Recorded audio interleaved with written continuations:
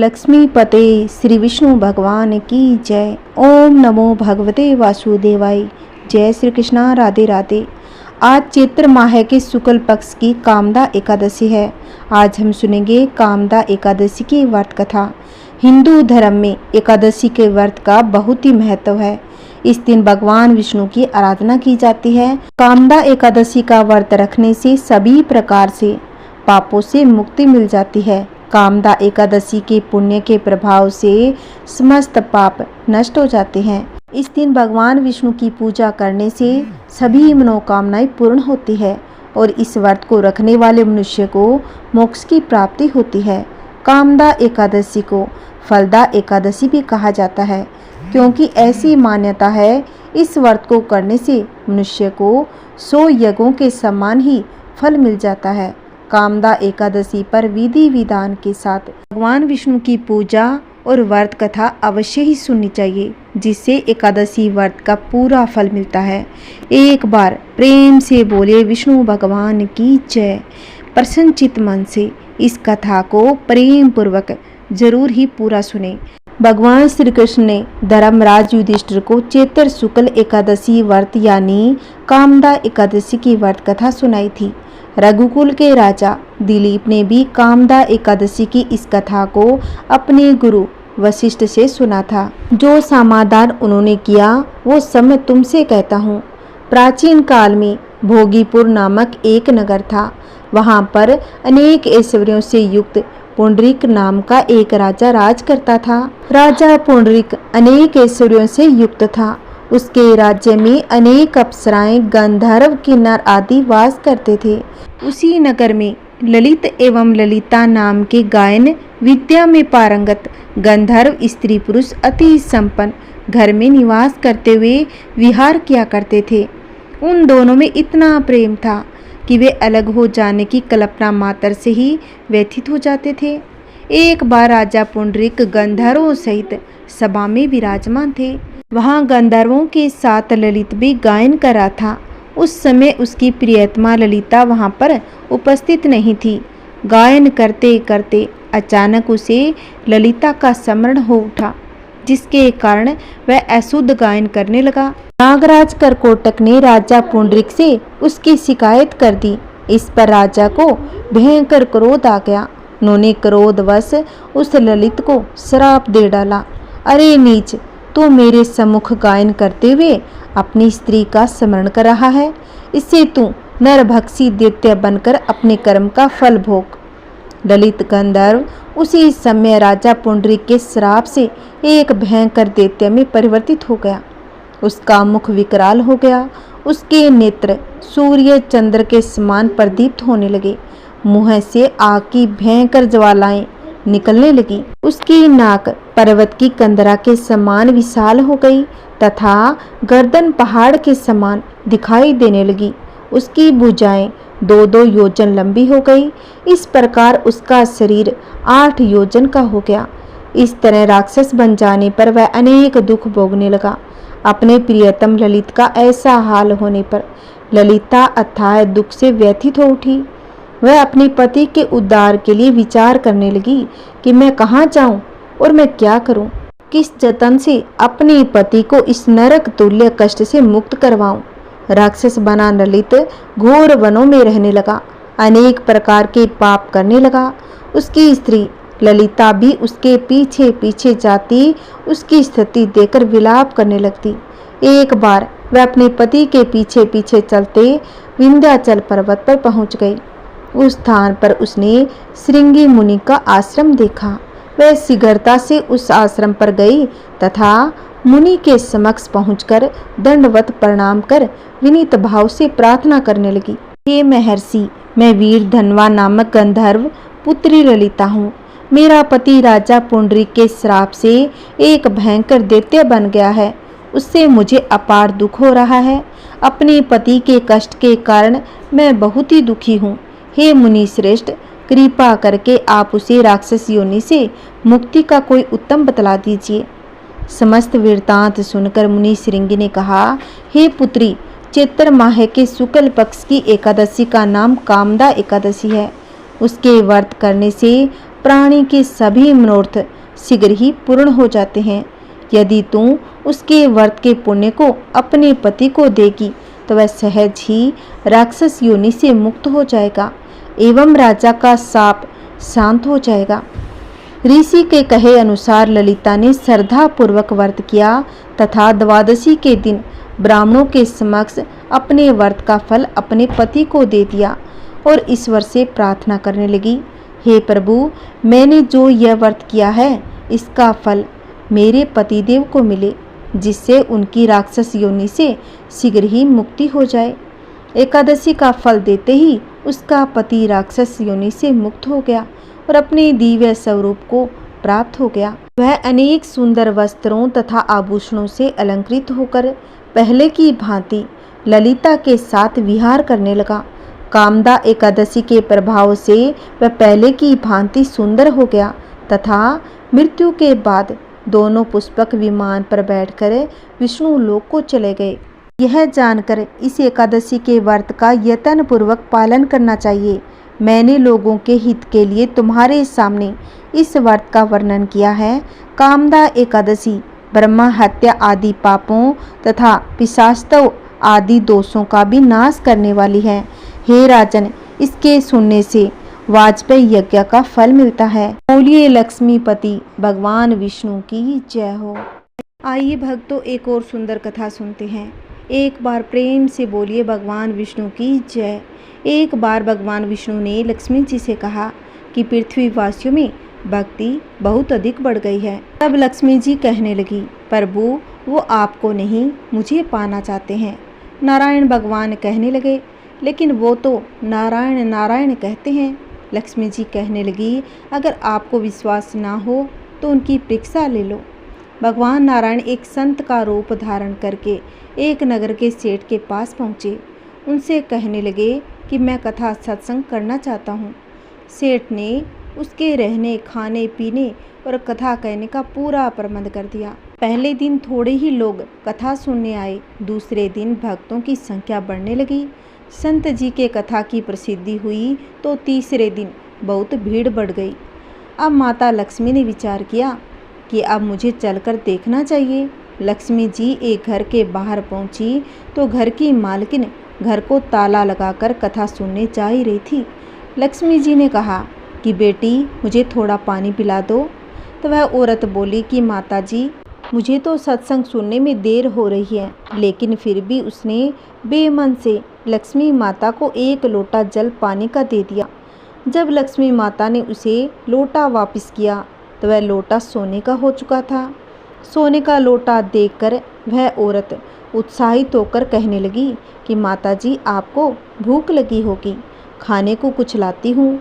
उसके मन में चल रहा था कि खाने की प्लेट कटोरी चम्मच भी अब सोने की हो जाएगी। लक्ष्मी माता कहने लगी, नहीं बिटिया, तुमको कथा सुनने में देर हो जाएगी, इसीलिए रहने दो। वह औरत बेमन से कथा सुनने चली गई। वहां जाकर उसने चमत्कारी बुढ़िया के बारे में सब औरतों को बता दिया। अब धीरे धीरे बहुत सी औरतें चलते सत्संग में माता जी के दर्शन करने उठकर चली गई। माता जी जिसके घर में भोजन करती, पानी पीती, उसके बर्तन सोने के हो जाते। माता जी की प्रसिद्धि बढ़ गई और भगवान विष्णु को कथाकार के रूप में धरती पर आए थे। उनकी कथा सुनने वालों की संख्या कम होती गई। भगवान ने यजमान से पूछा, अब कथा सुनने कम लोग क्यों आते हैं? उन्होंने कहा कि नगर में कोई चमत्कारी बुढ़िया आई है, जिस भी बर्तन में खाना खाती है, पानी पीती है, वह सोने का हो जाता है। भगवान समझ गए कि लक्ष्मी जी का आगमन हो गया। अब जिस सेठ ने भगवान विष्णु जी के रहने खाने कथा की व्यवस्था की थी, वह भी चमत्कारी माता जी के पास पहुँचे और कहने लगे, आप मेरे घर पर क्यों नहीं पधारी? लक्ष्मी जी कहने लगी, जब तक वहाँ कथाकार तुम्हारे घर पर है, मैं वहाँ नहीं आऊँगी। सेठ जल्दी से घर आया और कथाकार से कहने लगा कि महाराज, आपके रहने खाने की व्यवस्था मैंने धर्मशाला में करवा दी है। कथाकार कहने लगे, अब तो कथा में कुछ दिन ही शेष बचे हैं, फिर आपने मेरी व्यवस्था धर्मशाला में क्यों करवा दी? सेठ कहने लगा, मेरे घर में आपसे भी कोई खास रहने वाला है। लक्ष्मी जी उस सेठ के पीछे पीछे उसके घर पर आ गई थी। वह सेठ से कहने लगी, मुझे इस कथाकार से कोई ज़रूरी बात करनी है, कृपा आप बाहर जाइए। सेठ के बाहर जाते ही लक्ष्मी जी कहने लगी, क्यों प्रभु, मैंने क्या कहा था? यह भक्ति आपको पाने के लिए नहीं, मुझे पाने के लिए है। भगवान विष्णु जी कहने लगे, लक्ष्मी माना तुम उचित कर रही हो, लेकिन तुम यहाँ पर तब आई जब मैं नारायण संत के रूप में जहाँ पधारा और जहाँ संत कथा करते हैं, धार्मिक अनुष्ठान होते हैं, वहाँ लक्ष्मी स्वतः चली जाती है। भगवान विष्णु अपने धाम वापस लौट गए। अगले दिन सेठ के घर पे लोगों का तांता लग गया। हर कोई चाहता था कि चमत्कारी बुढ़िया उसके घर पर आकर भोजन ग्रहण करे ताकि उनके बर्तन भी स्वर्ण के हो जाए। लेकिन यह क्या, माताजी ने सबको चौंका दिया। माता ने कहा, अब मैं वापस जा रही हूँ। सब लोग आश्चर्य से पूछने लगे कि क्या माता, हमसे कोई गलती हो गई? तब माता कहने लगी कि मैं वहीं रहती हूँ जहाँ नारायण रहते हैं। आप लोगों ने नारायण को पहले ही भेज दिया है। नारायण के बिना अकेले जहाँ कैसे रह सकती हूँ? इतना कहकर लक्ष्मी जी भी अपने धाम को चली गई। अगर माँ लक्ष्मी की कृपा प्राप्त करनी है तो नारायण का भी भक्ति करें और लक्ष्मी जी स्वयं पीछे पीछे आ जाएगी, क्योंकि लक्ष्मी जी नारायण के साथ रहती है। बोलिए श्री हरि विष्णु भगवान की जय। आइए भक्तों, अब हम सुनेंगे माता तुलसी की कहानी। बिना तुलसी माता की कहानी सुने एकादशी का व्रत पूर्ण नहीं माना जाता। इसीलिए इन कहानियों को पूरा सुनने से आपको एकादशी व्रत का पूरा फल मिलेगा। सावर्णी मुनि की पुत्री तुलसी अपूर्व सुंदरी थी। उनकी इच्छा थी कि उनका विवाह भगवान नारायण के साथ हो। इसके लिए उन्होंने नारायण पर्वत की घाटी में स्थित बद्री वन में घोर तपस्या की। दीर्घ काल तक तपस्या के उपरांत ब्रह्मा जी ने प्रसन्न होकर दर्शन दिए और वर मांगने को कहा। तुलसी ने कहा, सृष्टिकर्ता ब्रह्मादेव, आप अंतर्यामी हैं, सबके मन की बात जानते हैं, फिर भी मैं अपनी इच्छा बताती हूँ। मैं चाहती हूँ कि भगवान श्री नारायण मुझे पति रूप में मिले। ब्रह्मा जी ने कहा, तुम्हारा अभीष्ट तुम्हें अवश्य मिलेगा। अपने पूर्व जन्म में किसी अपराध के कारण तुम्हें शाप मिला है। इसी प्रकार भगवान श्री नारायण के एक पार्षद को भी दानव कुल में जन्म लेने का शाप मिला है। दानव कुल में जन्म लेने के बाद भी उसमें नारायण का अंश विद्यमान रहेगा। इसीलिए इस जन्म में पूर्व जन्म के पाप से शमन के लिए संपूर्ण नारायण तो नहीं, नारायण के अंश से युक्त दानव कुल में जन्मे उस शापग्रस्त पार्षद से तुम्हारा विवाह होगा। शाप मुक्त होने पर भगवान श्री नारायण सदा सर्वदा के लिए तुम्हारे पति हो जाएंगे।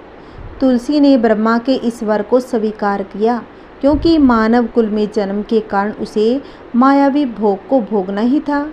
तुलसी बद्री वन में ही रहने लगी। नारायण का वह पार्षद दानव कुल में शंखचूड़ के नाम से पैदा हुआ था।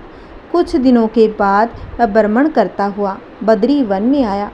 यहाँ तुलसी को देखते ही वह उस पर मुग्ध हो गया। तुलसी के सामने उसने अपने साथ विवाह का प्रस्ताव रखा। इतने में ही वहाँ ब्रह्मा जी आ गए और तुलसी से कहा, तुलसी, शंखचूड़ को देखो, कैसा देव उपम इसका स्वरूप है। दानव कुल में जन्म लेने के बाद भी लगता है जैसे इसके शरीर में नारायण का वास हो। तुम प्रस्ताव को सहज ही स्वीकार कर लो। तुलसी को भी लगा कि उसकी तपस्या पूर्ण हो गई, उसे इच्छित फल मिल गया है। शंखचूड़ के साथ उसका गांधार विवाह हुआ और वह शंखचूड़ के साथ उसके महल में पत्नी बनकर आ गई। शंखचूड़ ने अपनी परम सुंदरी सती साध्वी पत्नी तुलसी के साथ बहुत दिनों तक राज्य किया। उसने अपने राज्य का इतना विस्तार किया कि देवलोक तक उसके अधिकार में आ गए। स्वर्ग का सुख भोगने वाले देवताओं की दशा भिखारियों जैसे हो गई। शंखचूड़ किसी को कष्ट नहीं देता था, पर अधिकार और राज्य छिन जाने से सारे देवता मिलकर ब्रह्मा, विष्णु और शिव की सभा में गए तथा अपनी विपत्ति सुनाई। ब्रह्मा जी ने कहा, तुलसी परम साध्वी है, उसका विवाह शंखचूड़ से मैंने ही कराया था। शंखचूड़ को तब तक नहीं हराया जा सकता, नहीं मारा जा सकता, जब तक तुलसी को छला न जाए। विष्णु ने कहा, शंखचूड़ पूर्व जन्म में मेरा पार्षद था। श्राप के कारण उसे दैत्य कुल में जन्म लेना पड़ा। इस जन्म में भी मेरा अंश उसमें व्याप्त है। साथ ही तुलसी के पति व्रत धर्म से वह अजय है। फिर देवताओं की सहमति से भगवान शिव ने शंखचूड़ के पास संदेश भेजा, या तो वह देवताओं का राज्य लौटा दे या फिर उनसे युद्ध करे। शंखचूड़ शंकर के पास पहुंचा। उसने कहा, हे देवादिदेव, आपके लिए देवताओं का पक्ष लेना उचित नहीं है। राज्य बढ़ाना हर राज्य का कर्तव्य है। मैं किसी को दुखी नहीं कर रहा हूँ। देवताओं से कहिए वे मेरी प्रजा होकर रहे। मैंने आपका भी कोई उपकार नहीं किया है। हमारा आपका युद्ध शोभा नहीं देता। अगर आप हार गए तो बड़ी लज्जा की बात होगी। मैं हार गया तो आपकी कीर्ति बहुत अधिक नहीं बढ़ेगी। भगवान शंकर हंसे। वे तो सब रहस्य समझते थे। तुलसी और शंखचूड़ से पूर्व जन्म के श्राप की अवधि लगभग पूरी हो चुकी थी। बोले, इसमें कीर्ति और लज्जा की कोई बात नहीं। तुम देवों का राज्य लौटाकर उन्हें उनके पद पर प्रतिष्ठित होने दो। युद्ध से बचने का यही एक उपाय है। शंखचूड़ ने कहा, मैंने युद्ध के बल से देवलोक जीता है। कोई उसे युद्ध के द्वारा ही वापस ले सकता है। यह मेरा अंतिम उत्तर है। मैं जा रहा हूँ। ऐसा कहकर शंखचूड़ चला गया। उसने अपनी पत्नी तुलसी को सारी बात बताई और कहा, कर्म भोग सब काल सूत्र में बंधा है। जीवन में हर शोक भय सुख दुख मंगल अमंगल काल के अधीन है। हम तो केवल निमित्त है। संभव है भगवान शिव देवों का पक्ष लेकर मुझसे युद्ध करे। तुम चिंता मत करना, तुम्हारा सती तेज मेरी रक्षा करेगा। दूसरे दिन भगवान शंकर के नेतृत्व में देवताओं ने युद्ध छेड़ दिया। शंखचूड़ ने भीषण बाणों की वर्षा कर उनका वेग रोका।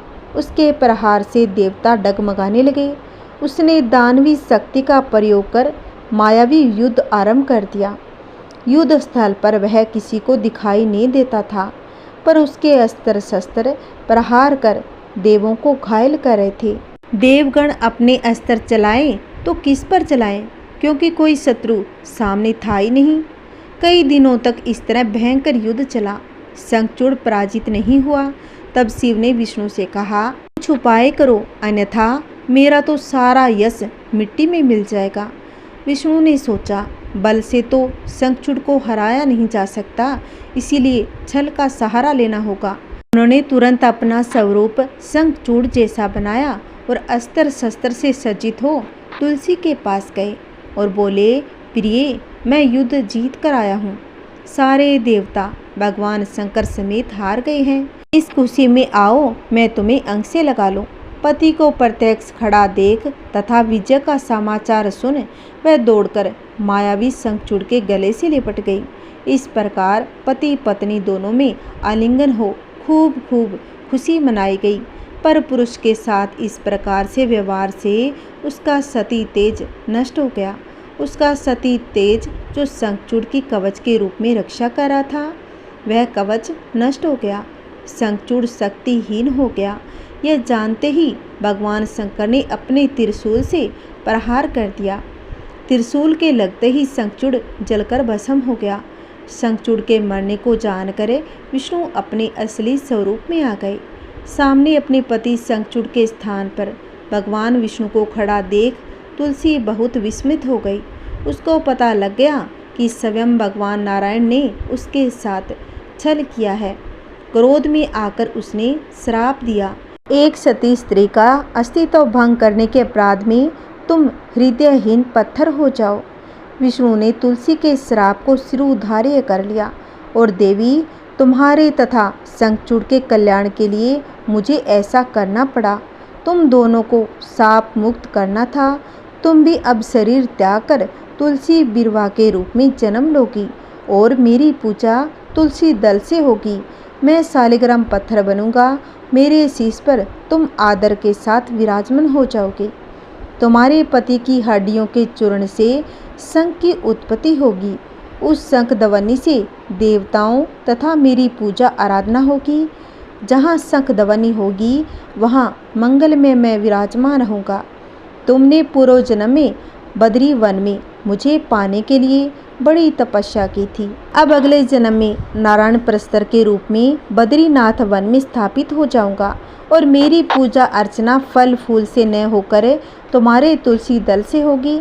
मेरे शीश पर विराजमान होकर तुम मुझसे भी ऊंचा पद प्राप्त करोगी। उसी दिन के बाद नारायण के साथ तुलसी की पूजा होती है। तुलसी पूजा से ही भगवान विष्णु प्रसन्न होते हैं। अभी हम भगवान को भोग लगाते हैं, उसमें तुलसी दल अवश्य ही होना चाहिए। बिना तुलसी के भगवान भोग ग्रहण नहीं करते। आइए भक्तों, अब हम सुनेंगे ग्यारस माता की कहानी। कहा जाता है कि एकादशी का व्रत सबसे कठिन व्रत है, क्योंकि यह 3 दिनों के नियम से रखा जाता है। लेकिन इसका व्रत करने से मनुष्य को मोक्ष की प्राप्ति होती है। जो भी भक्त सच्चे हृदय के साथ इसका व्रत करता है और इसकी व्रत कथा सुन लेता है, भगवान विष्णु उनकी सभी मनोकामनाएं पूर्ण कर देते हैं। आइए भक्तों, एकादशी की कथा सुनते हैं। एक बूढ़ी माँ ने एक बार निर्जला एकादशी का व्रत रखा। बड़ी ही भाव भक्ति के साथ पूजा अर्चना की। उन्हें वृद्धावस्था में क्या बाधा थी? वे तो अपने पुत्र पोत्रों की सुख सुविधा के लिए व्रत रखा करती थी। वे दिन भर तो जरा कठोर मन करके अपनी प्यास को रोके रखी। दिन में पूजा पाठ किया, कथा सुनी और पंडित जी को मिट्टी के पात्र में भरकर पानी और ऋतुफल दान में दिए। दोना भर भर कर बुरा वितरण किया। उन्हें गर्मी के कारण बहुत ही बेचैनी हो रही थी। इस कारण से बड़ी देर तक पानी में पड़ी रही और पानी के कुल्ला करती रही। मुँह धोती रही, तब कहीं थोड़ा बहुत धैर्य बन पाया। धूप तो तेज पड़ रही थी, इस कारण बार बार मुँह सूख रहा था और बूढ़ी माँ बहुत बेचैन हो रही थी। एक बुढ़ापा और दूसरे ये भयंकर गर्मी। वृद्धावस्था की स्थिति तो कुछ दूसरी ही प्रकार की होती है। जैसे तैसे रो धो के दिन कट पाया। अब पहाड़ सी रात सामने थी। उसका कटना बड़ा ही कठिन दिखाई दे रहा था। खटिया पर पड़े शांति नहीं मिल रही थी। वे बार बार करवट बदल रही थी। अनेक बार वे बाहर जाती और भीतर आती। उन्हें घर के अंदर शांति नहीं मिल रही थी। वे पड़ी पड़ी ग्यारस माता का स्मरण करती रही और कहती रही, हे माता, आप मेरी लाज रखिएगा। आप ही मुझे शक्ति दे दीजिएगा, जिससे मैं भली भांति आपका व्रत कर सकूं और ये पहाड़ सी रात शांति पूर्वक व्यतीत कर सकूं। प्यास के कारण बूढ़ी माँ की बेचैनी तो बढ़ ही रही थी। उन्होंने धैर्य रखने का बहुत प्रयास किया, किंतु सहनशीलता की सीमा टूट गई थी और वे हड़बड़ाकर एकदम चिल्ला उठी और बोली, बचाओ बचाओ बचाओ। अम्मा का चिल्लाना सुनकर परिवार भर के नर और नारी, बच्चे और पड़ोसी इकट्ठे होकर बूढ़ी अम्मा की खटिया के समीप आ पहुँचे। सबने पूछा कि अम्मा जी, आपको क्या हो गया है? आप क्यों चिल्ला पड़ी? आप इस वृद्धावस्था में ये कठिन व्रत क्यों कर रही हो? अम्मा जी, शक्ति से ही भक्ति होती है। थोड़ी ही देर में वे फिर से बोली, अरे हमारे तो प्राण ही निकले जा रहे हैं। मेरी छाती पर ठंडे पानी का एक घड़ा रख दीजिए। पोतों ने दादी की छाती पर ठंडे पानी का पात्र रख दिया। तब कहीं उन्हें थोड़ा बहुत आराम मिला और थोड़ी देर के लिए उन्होंने अपनी आंखें बंद कर ली। एकादशी माता ने सोचा, ये बूढ़ी अम्मा है तो बहुत कठोर, जरा जाकर उनकी परीक्षा लेनी चाहिए। वे आधी रात को मुर्गा बनकर टेर लगाने लगी। मुर्गा की आवाज़ सुनकर दादी जल्दी से उठी और बाहर जाकर आसमान की ओर देखा, किंतु आसमान में कहीं उन्हें प्रातःकालीन तारा नहीं दिखाई दिया और वे सोचने लगी, यह मुर्गा क्यों और कैसे बोल गया। उन्हें प्यास तो बढ़ ही रही थी। थोड़ा बहुत उनका मन भी विचलित होने लगा, किंतु अंत में उन्होंने दृढ़ निश्चय किया कि अब मैं व्रत को पूर्ण करके ही छोड़ूंगी, चाहे भले ही मेरे प्राण क्यों न निकल जाए। ये सोचकर फिर वे खटिया पर शिथिल होकर लेट गई। थोड़ी ही देर में एकादशी माता ने उनकी फिर से परीक्षा लेनी चाहिए। एक छोटी सी बालिका एक गिलास में शरबत लेकर उसके सिरहाने खड़ी हो गई और जोर से बोली कि दादी जी, सवेरा हो गया, आप हाथ मुँह धोकर शरबत पी लीजिए। पहले तो शरबत का गिलास देखकर उनका मन ललचाने लगा, किंतु अचानक व्रत का स्मरण हो आया। उन्होंने सोचा कि मैं किसी भी प्रकार से अभी शरबत नहीं पी सकती हूँ और वे शांतिपूर्वक अपनी खटिया पर लेट गई। फिर थोड़ी ही देर में उन्हें ऐसा लगा कि जैसे किसी ने उन्हें पानी के कुएं में पटक दिया हो। वे बड़ी देर तक उस कुएं में हाथ पांव चलाती रही, किंतु उन्होंने अपने मुंह में पानी की एक बूंद भी नहीं जाने दी और वे दृढ़तापूर्वक अपना व्रत पालती रही। थोड़ी देर में न जाने कहाँ से सामने आग जलने लगी, जिससे भारी गर्मी बढ़ने लगी। प्यास के कारण बूढ़ी अम्मा के प्राण निकलने लगे, किंतु बूढ़ी अम्मा का कुछ भी नहीं बिगड़ पाया, क्योंकि वे तो सच्ची श्रद्धा के साथ एकादशी का व्रत कर रही थी। वे जहाँ की तहाँ मुस्कुराती हुई सी बैठी रही। थोड़ी ही देर में प्रकाश दिखाई देने लगा। ऐसा लगा कि जैसे सुबह हो गई हो। बूढ़ी अम्मा ने जब बाहर निकलकर देखा तो समझ गई अभी सवेरा होने में 3-4 घंटे की देरी है। यह जानकर वे शांतिपूर्वक इधर उधर घूमने फिरने लगी।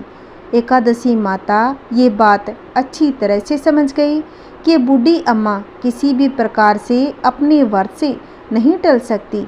वे उनके सत्य व्रत को अच्छी तरह से समझ गई। सुबह होते ही बूढ़ी माँ ने स्नान किया, भगवान का पूजा पाठ किया, एकादशी माता की कथा सुनी, ब्राह्मणों को दक्षिणा देकर भोजन कराया। तब कहीं उन्होंने जल ग्रहण किया। कन्याओं को भोजन कराने के बाद अम्मा ने भोजन किया। उस श्रेष्ठ व्रत के प्रताप से बूढ़ी अम्मा की आयु में वृद्धि हो गई। उनका घर परिवार हरा भरा हो गया। घर में अब उनके कोई अभाव नहीं रहा। वे हर तरह से सुख साधनों से संपन्न हो गई। नाती और नातिनों से उनका घर भर गया और वे उसी दिन से 12 महीनों की एकादशी का व्रत नियम के साथ करने लगी। एकादशी माता के व्रत के प्रताप से इस संसार में हर प्रकार के सुख भोग कर अंत में बैकुंठ धाम को चली गई। जैसे 11 माता ने उस बुढ़िया को अन्न धन पुत्र दिया, वैसे भगवान सबको दे। कहानी कहते, कहानी सुनाते हर परिवार को सुख शांति दे और बुढ़िया की तरह शक्ति दे। जय माता रानी की। आइए भक्तों, अब हम सुनेंगे राधा रानी की महिमा की कहानी। एक संत बरसाना में रहते थे। हर रोज सुबह उठकर यमुना जी में स्नान करके राधा जी के दर्शन करने जाया करते थे। यह नियम हर रोज का था। जब तक राधा रानी के दर्शन नहीं कर लेते तब तक जल भी ग्रहण नहीं करते थे। दर्शन करते करते तकरीबन उनकी उम्र 80 वर्ष की हो गई थी। आज सुबह उठकर रोज की तरह उठे, यमुना में स्नान किया और राधा रानी के दर्शन को गए। मंदिर के पट खुले और राधा रानी के दर्शन करने लगे। दर्शन करते करते संत के मन में भाव आया कि मुझे राधा रानी के दर्शन करते करते आज 80 वर्ष हो गए, लेकिन मैंने आज तक राधा रानी को कोई भी वस्त्र नहीं चढ़ाए। लोग राधा रानी के लिए कोई नारियल लाता है, कोई चुनरिया लाता है, कोई चूड़ी लाता है, कोई बिंदी लाता है, कोई साड़ी लाता है, कोई लहंगा चुनरिया लाता है, लेकिन मैंने आज तक कुछ भी नहीं चढ़ाया। यह विचार करके संत जी के मन में आया कि जब सभी मेरी राधा रानी के लिए कुछ न कुछ लाते हैं तो मैं भी अपनी राधा रानी के लिए कुछ न कुछ लेकर जरूर आऊँगा।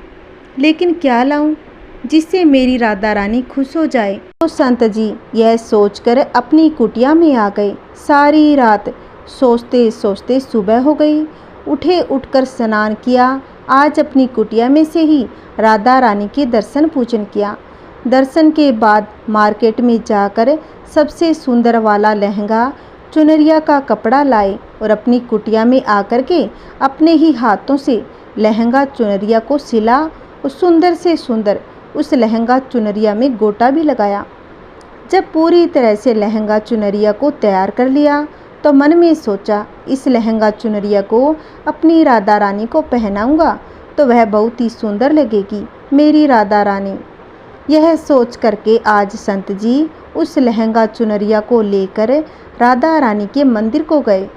मंदिर की सीढ़ियां चढ़ने लगे और अपने मन में सोच रहे थे आज मेरे हाथों के बनाए हुए लहंगा और चुनरिया राधा रानी को पहनाऊंगा तो मेरी लाडली खूब सुंदर लगेगी। यह सोचकर जा रहे थे, इतने से एक बरसाना की लड़की लाली आई और बाबा से कहने लगी, बाबा आज बहुत ही खुश हो, क्या बात है बाबा बताओ ना। तो बाबा ने कहा, लाली आज मैं बहुत खुश हूँ। आज मैं अपने हाथों से राधा रानी के लिए लहंगा चुनरिया बनाया है। इस लहंगा चुनरिया को राधा रानी जी को पहनाऊंगा और मेरी राधा रानी बहुत ही सुंदर दिखेगी। उस लाली ने कहा, बाबा मुझे भी दिखाओ ना, आपने लहंगा चुनरिया कैसी बनाई है। लहंगा चुनरिया को देखकर वो लड़की बोली, अरे बाबा राधा रानी के पास तो बहुत सारी पोशाक हैं, ये तो मुझे दे दो ना। तो महात्मा जी बोले, बेटी तुमको मैं बाजार से दिलवा दूंगा, ये तो मैं अपने हाथ से बनाकर राधा रानी के लिए लेकर जा रहा हूँ, तुमको और कोई दूसरा दिलवा दूंगा। लेकिन उस छोटी सी बालिका ने उस महात्मा का दुपट्टा पकड़ लिया और बाबा ये मुझे दे दो। पर संत जी जिद करने लगे, दूसरी दिलवा दूंगा, ये नहीं दूंगा। लेकिन वो बच्ची भी इतनी तेज़ थी कि संत के हाथ से छुड़ा लहंगा चुनरिया को छीनकर भाग गई। अब तो बाबा को बहुत ही दुख हुआ। मैंने आज तक राधा रानी को कुछ नहीं चढ़ाया, लेकिन जब लेकर आया तो लाली लेकर भाग गई। मेरा तो जीवन ही खराब है, अब मैं क्या दूंगा राधा रानी को। यह सोचकर संत उसी सीढ़ियों पर बैठकर रोने लगा। इतने में कुछ संत वहां आए और पूछा, क्या बात है बाबा, आप क्यों रो रहे हो। तो बाबा ने उन संतों की पूरी बात बताई। संतों ने बाबा को कहा कि आप दुखी मत हो, कल दूसरी लहंगा चुनरिया बना के राधा रानी को पहना देना। अब चलो राधा रानी के दर्शन कर लेते हैं। इस प्रकार संतों ने बाबा को समझाया और राधा रानी के दर्शन को लेकर चले गए। रोना तो बंद हुआ, लेकिन मन खराब था क्योंकि कामना पूरी नहीं हुई। तो अनमने मन से राधा रानी का दर्शन करने संत जा रहे थे और मन में ये सोच रहे थे कि मुझे लगता है कि किशोरी जी की इच्छा नहीं थी, शायद राधा रानी मेरे हाथों से बनी पोशाक पहनना ही नहीं चाहती थी। ऐसा सोचकर बड़े दुखी होकर वो जा रहे थे। मंदिर आकर राधा रानी के पट खुलने का इंतजार करने लगे। थोड़ी ही देर बाद मंदिर के पट खुले तो संतों ने कहा, बाबा देखो तो आज हमारी राधा रानी बहुत ही सुंदर लग रही है। संतों की बात सुनकर कि जैसे ही बाबा ने अपना सिर उठाकर के देखा, जो लहंगा चुनरिया बाबा ने अपने हाथों से बनाकर लाए थे वही राधा रानी ने पहना था। अब बाबा बहुत ही खुश हो गए। राधा रानी से कहा, हे राधा, आपको इतना ही सब्र नहीं रहा, आप मेरे हाथों से मंदिर की सीढ़ियों से लेकर भाग गई, क्या क्यों किया। तब राधा रानी ने कहा, बाबा आपके भाव को देखकर मुझसे रहा नहीं गया, ये केवल पोशाक नहीं है, यह तो आपका प्रेम है। तो मैं खुद ही आकर के आपसे लहंगा चुनरिया छीनकर भाग गई थी। इतना सुन करके बाबा भाव विभोर हो गए और बाबा ने उसी समय किशोरी जी का धन्यवाद किया। बोलिए राधा रानी सरकार की जय। इस कथा को पूर्ण करते हुए एक और कथा सुनते हैं। एक बार नारद मुनि को अपनी भक्ति पर अधिक घमंड हो गया था। ये बात भगवान विष्णु समझ गए थे और उन्होंने एक दिन नारद मुनि से कहा, मेरा सबसे प्रिय भक्त एक किसान है। ये बात सुनकर आश्चर्य में उन्होंने पूछा, ऐसा क्या खास है जो वो आपके प्रिय भक्त है। विष्णु भगवान ने उन्हें पूरा दिन किसान के साथ बिताकर आने के लिए कहा। नारद जी उसके पास गए और देखा कि किसान ने सुबह उठकर गायों का दूध निकाला, उठकर भगवान का नाम लिया। उसके बाद जब वो खेतों में काम कर रहा था तब उसने फसल काटते हुए प्रभु को याद किया। शाम को घर आने पर गायों को चारा देने के बाद श्री हरि का नाम लिया। इसके बाद अपने परिवार के साथ भोजन करने के बाद भगवान को याद करके सो गया। नारद मुनि वापस भगवान विष्णु के पास आए और उनसे कहा कि प्रभु, वो ठीक विधि से आपका नाम नहीं लेता, सुबह उठकर आपकी ठीक से पूजा भी नहीं करता। इस पर भगवान विष्णु ने मुस्कुराकर एक अमृत का कलश दिया और कहा, पूरी धरती का चक्कर लगाकर आओ और एक बूंद भी अमृत जमीन पर नहीं गिरना चाहिए। नारद पूरी धरती का चक्कर लगाकर वापस लौटे। भगवान विष्णु ने उनसे पूछा, धरती पर अमृत तो नहीं गिरा। नारद जी ने घमंड से कहा, नहीं, मैंने आपका काम अच्छे से किया, मैं आपका प्रिय भक्त हूँ, कोई गलती कैसे कर सकता हूँ। भगवान विष्णु ने मुस्कुराकर कहा, आज तुमने मेरा नाम कितनी बार लिया या मुझे कितनी बार याद किया? नारद जी ने कहा कि आपने कलश को ध्यान से रखने के लिए कहा था, इसी कारण से मैं आज उसी में व्यस्त था, इसी कारण से आपका नाम नहीं ले पाया। भगवान विष्णु ने नारद जी से कहा कि वो किसान पूरे दिन अपना काम करता है, लेकिन फिर भी वो मुझे याद करता है, मेरा नाम लेता है, मेरा स्मरण करता है। तुम एक दिन भी ये काम नहीं कर पाए। तुम मेरा नाम इसलिए हर समय ले पाते हो क्योंकि तुम्हारे पास कोई काम नहीं है। इसी कारण से किसान मेरा प्रिय भक्त है। इसी तरह के लोग मुझे पसंद होते हैं जो हर सुख दुख में मुझे याद करे।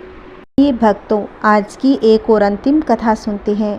एक गांव में भोला नाम का एक गरीब ब्राह्मण रहता था। उसे शास्त्रों का बहुत ही ज्ञान था।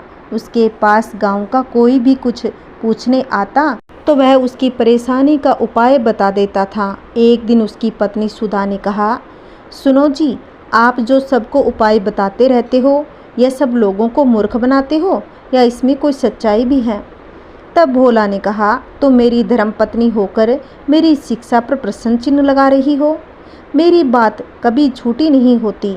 तब उसकी पत्नी ने कहा, अपने लिए कोई उपाय क्यों नहीं करते? आपको दिखाई नहीं देता हम कितने गरीब हैं? तब उसके पति ने कहा, अमीरी गरीबी की माया तो मेरे हरी जाने, लेकिन एक बात है, उन्होंने आज तक हमें भूखा नहीं सोने दिया। तब उसकी पत्नी ने कहा, एक दिन ऐसा भी आएगा कि गांव में आपको कोई नहीं पूछेगा, तब आपको भूखा ही सोना पड़ेगा। इसी तरह भोला भगवान विष्णु की भक्ति में लीन रहकर गुजर बसर करता। तभी एक दिन उसके पास एक सेठ जी आए और उन्होंने कहा, भोला, मेरे पास बहुत पैसा है लेकिन सुख भोगने के लिए संतान नहीं है। मेरा क्या कसूर है जो मुझे संतान का सुख नहीं हो रहा? तब भोले ने कहा, सेठ जी, आपके पिछले जन्म के कर्मों के कारण आपके घर में संतान नहीं है। पिछले जन्म में आप एक शिकारी थे। आपने एक चिड़िया को मार दिया था। वह अपने बच्चों के लिए दाना लेने गई थी, जिससे उसके बच्चे भूख से तड़प कर मर गए। इसी कारण इस जन्म में आपको संतान का सुख नहीं मिल पाया। सेठ जी बोले, पंडित जी, कोई तो उपाय होगा? तब भोले ने कहा, सेठ जी, अब आपके पास पाप कर्म समाप्त हो जाएंगे, आपको यह सुख मिल सकता है, इसके लिए इंतजार करना होगा। सेठ जी ने कहा, मैं आपका घर धन धान्य से भर दूंगा, किंतु मेरे घर में संतान होने का कोई उपाय बता दीजिए।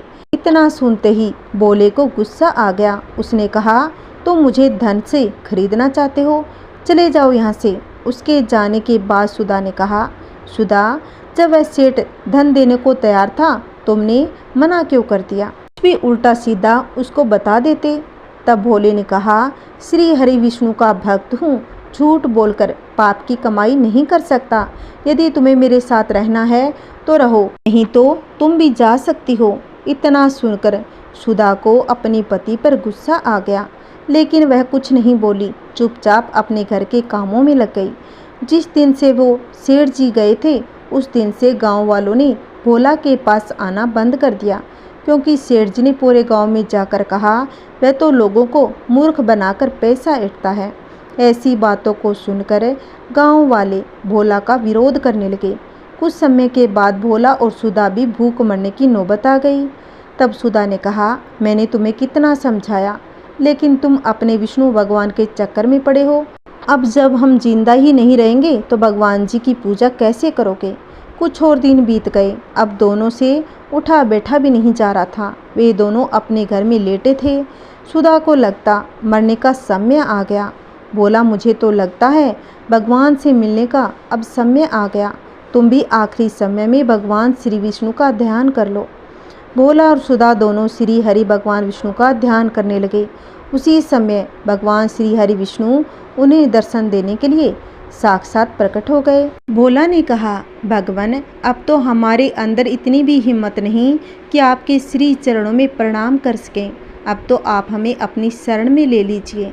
भगवान विष्णु बोले कि तुम मेरे ऐसे भक्त हो जो बिना किसी लालच से मेरी भक्ति कर रहे हो। इस कारण तुम्हें इसी संसार में रहकर धर्म की शिक्षा देनी है। तभी भगवान विष्णु की कृपा से भोला और सुधा दोनों पूर्ण रूप से ठीक हो गए। दोनों को भगवान विष्णु आशीर्वाद देते हैं और विष्णु जी की कृपा से तुम्हें अन्न धन की कमी कभी नहीं होगी। आज से तुम्हारा केवल मेरी भक्ति करना है। ऐसा कहकर भगवान विष्णु वहाँ से अंतर्ध्यान हो गए। उसके बाद दोनों हंसी खुशी अपना जीवन यापन करने लगे। भगवान विष्णु की कृपा से उनका घर धन धान्य से भर गया। दोनों पति पत्नी भगवान विष्णु के ध्यान में मगन रहते। जैसे भगवान ने उस ब्राह्मण को दिया वैसा भगवान सबको दे। कहानी कहते, कहानी सुनाते, हुंकारा देते। सबके घर में भगवान विष्णु सुख शांति बनाए रखे, सभी की मनोकामना को पूर्ण करे। बोलिए विष्णु भगवान की जय। बोलिए श्री लक्ष्मी जी की जय। अगर आपको मेरी कथा अच्छी लगी है तो प्लीज़ इसको ज़्यादा से ज़्यादा शेयर करें, लाइक करें और कमेंट में विष्णु भगवान की जय अवश्य लिखें। अगर आपने अभी तक मेरे चैनल को सब्सक्राइब नहीं किया है तो प्लीज़ मेरे चैनल को सब्सक्राइब कर लो, जिससे आपको वीडियो आते ही नोटिफिकेशन मिल जाएगी। ओम नमः शिवाय। श्री विष्णवे नमः। ओम नमो भगवते वासुदेवाय। जय श्री कृष्णा। राधे राधे।